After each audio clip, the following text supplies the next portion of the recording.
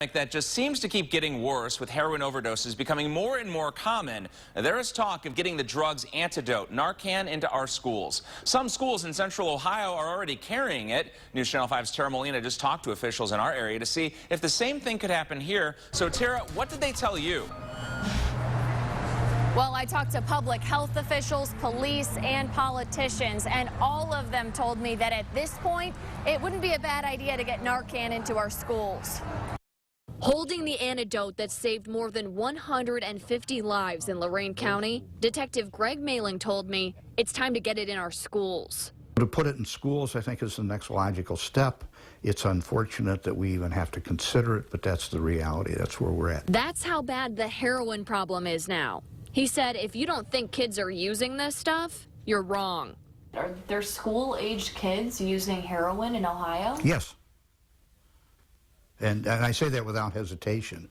And anybody that believes they don't have a problem in their community or their school has really been living under a rock for the last couple of years. He said having Narcan in schools just makes our schools safer. Any time that you can put Narcan somewhere where it can be used, it's like putting a fire extinguisher someplace. Teenagers as young as 15, dozens of them, overdosed on heroin in 2014, according to the state health department.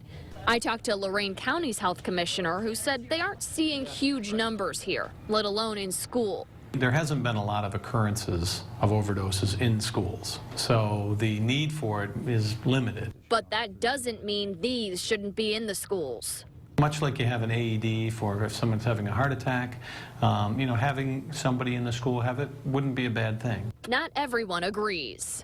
What would you say to someone who calls the idea ridiculous, says, why would we need that? Kids aren't using heroin. I wish they were right. They're not. This is a public health emergency. I just talked to Senator Sherrod Brown on the phone. He supports this idea, and he's pushing for a statewide effort that will get Narcan into Ohio schools. Molina, News Channel 5.